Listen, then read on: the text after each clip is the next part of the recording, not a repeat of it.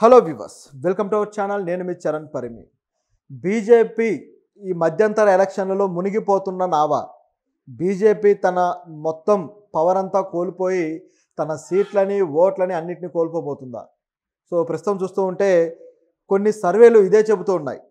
ఇప్పుడు జరగబోతున్న హర్యానా, మహారాష్ట్ర ఎలక్షన్స్, అలాగే కశ్మీర్, జమ్మూ కాశ్మీర్ ఎలక్షన్స్, ఆ తర్వాత 2 ఏళ్లలో రాబోతున్న తమిళనాడు ఎలక్షన్లు, ఈ ఎలక్షన్లన్నింటిని దృష్టిలో పెట్టుకొని కేరళ ఎలక్షన్లు ఇవన్నీ కలిపి చూస్తే ఈ ప్రాంతాలలో ఖచ్చితంగా బీజేపీకి పెద్ద దెబ్బే పడబోతుంది. బీజేపీ ఇక మునిగిపోతున్న నావా అని చెప్పేసి కేకే సర్వేస్, ఇప్పుడు కేకే అని చెప్పేసి మనకు ఆల్రెడీ ఏపీలో ఒక సర్వే చేస్తున్న సంస్థ ఉంది. ఆ సంస్థ బాగా పాపులర్ అయింది.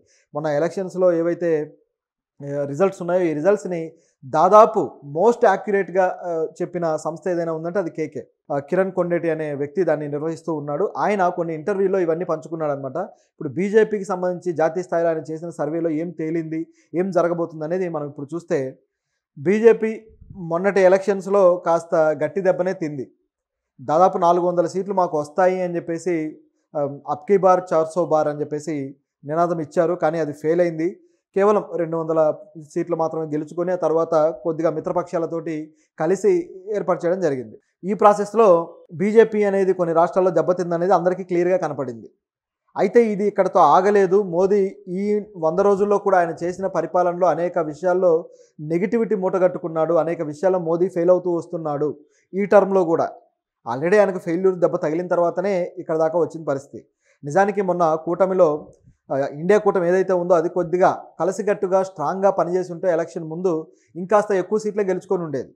కాంగ్రెస్ అయితే కొన్ని రాష్ట్రాల్లో కొద్దిగా లైట్ తీసుకుంది.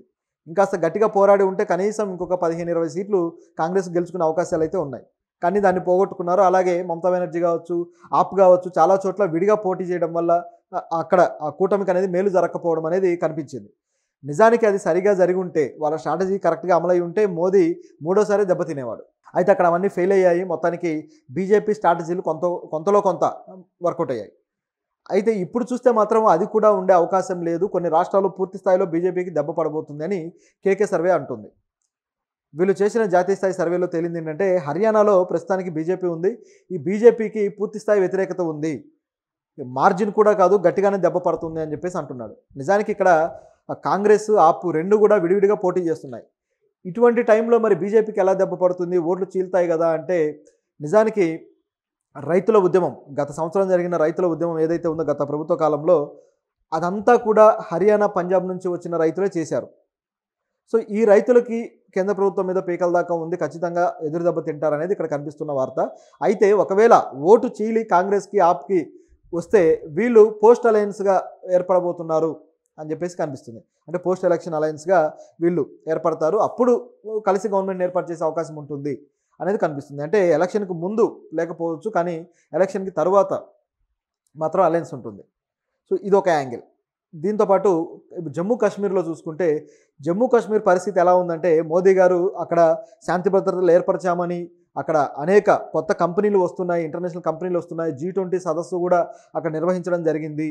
అలాగే కొన్ని చోట్ల కొన్ని సినిమా థియేటర్లు 30 సంవత్సరాల తర్వాత సినిమా థియేటర్ అనేది ఒకటి మళ్ళీ తెరుచుకోవడం జరిగింది. అలాగే ఒక temple, I think Kalika Mata temple అనుకుంటా, టెంపుల్ పేరు మర్చిపోయాను. సో ఈ టెంపుల్ అయితే దాదాపు 70 సంవత్సరాల తర్వాత దీన్ని ఓపెన్ చేస్తున్నారు. ఇట్లా రకరకాలుగా వచ్చాయి. ఇవన్నీ కొంత జరిగిన మాట వాస్తవమే. అయితే దీంట్లో బయటికి కనిపిస్తుంది ఒకటి, లోపల ఉంది మరొకటి. ఇంకా ప్రజల మీద ఆంక్షలు ఉన్నాయి. ప్రజలు పీకల దాకా బీజేపీ మీద కోపంతో ఉన్నారనేది ఇక్కడ కనిపిస్తుంది. ముఖ్యంగా కాశ్మీర్ వ్యాలీలో పీకల దాకా కోపంతో ఉన్నారు అని. అయితే వీళ్ళు ఉగ్రవాదాన్ని కంట్రోల్ చేశామనేది పూర్తి స్థాయిలో అయితే జరగలేదు. కాశ్మీర్ వేర్పాటువాదులను కంట్రోల్ చేసిన మాట కొంతవరకు వాస్తవం, కానీ పాకిస్తాన్ నుంచి వచ్చే ఉగ్రవాదాన్ని మాత్రం కంట్రోల్ చేయలేకపోయారు. రీసెంట్గా కూడా 2-3 సార్లు మన దేశం మీద, ముఖ్యంగా వ్యాలీలో దాడులు అయితే జరిగాయి. అక్కడ చాలామంది మళ్ళీ ఆర్మీ అధికారులు చనిపోవడము, ఎదురుదాడులు జరగడం, ఇవన్నీ కూడా గత నెలలో కూడా జరిగాయి. సో దీన్ని బట్టి చూస్తే వీళ్ళు చెబుతుంది పూర్తి స్థాయిలో వాస్తవంగా లేదనేది క్లియర్. అయితే కొంతలో కొంత యువత ఇటువైపు టెర్రరిజం వైపు వెళ్లకుండా ఉండటం కోసం వాళ్ళకంటూ కొంత ఉపాధిని క్రియేట్ చేయడానికి ప్రయత్నం జరుగుతూ ఉంది. ఇందులో ఈ యువత అనేది కొద్దిగా ఐడియా మార్చుకుంది, కొద్దిగా మైండ్ సెట్ను కూడా చేంజ్ చేసుకుంటూ ఉంటుంది అనేది కనిపిస్తుంది. అయితే ఇక్కడ ఇంకా ఇది పెరగాల్సిన అవసరం ఉంది. నిజం చెప్పాలంటే జమ్మూ కాశ్మీర్లో కొద్దిగా అలయన్స్ రూపంలో ఏదైనా ప్రభుత్వం వస్తే బాగుంటుంది. పూర్తి స్థాయిలో బీజేపీ వచ్చినా ఇబ్బందికరమైన పరిస్థితి ఉంటుంది. ఎందుకంటే వ్యాలీలో కాస్త కఠినమైన చట్టాలు తీసుకొచ్చి ఇబ్బంది పెట్టే అవకాశం ఉంది. అది మొదటిగా మోసం వస్తుంది. ఇప్పుడు లక్షద్వీప్లో కూడా ఇదే విధంగా చేయబోయారు. సో ఇక్కడ నిజానికి అక్కడ ఉన్న నేటివ్ పీపుల్ మీద అనేక ఆంక్షలు విధించి ఇబ్బంది పెట్టడానికి చూస్తే ఎవరైతే లెఫ్టినెంట్ గవర్నర్ ఉన్నారో అక్కడ తీవ్రస్థాయి వ్యతిరేకత వచ్చింది. అంటే బీజేపీకి సంబంధించిన కొన్ని నామ్స్ అక్కడ నిజానికి బీఫ్ తినడం అనేది చాలా కామన్ విషయం. దాని మీద ఆంక్షలు విధించడం ఈ తరహాలో చేయబోతే బాగా వ్యతిరేకించారు. అట్లా ఇక్కడ చూసుకుంటే మొదటికే మోసం వచ్చే ప్రయత్నం జరగకుండా కొద్దిగా అలయన్స్లో ఏర్పడినప్పుడు మాత్రం ప్రభుత్వం బాగా పనిచేస్తుందేమో అనిపిస్తుంది మనకి. అలాగని వేర్పాటువాదాన్ని మద్దతు ఇచ్చే వాళ్ళని గెలిపించినా అదొక సమస్య. అక్కడ అనేక మంది ఇప్పుడు మెహబూబా ముఫ్తీ కావచ్చు, అదేవిధంగా మరోవైపు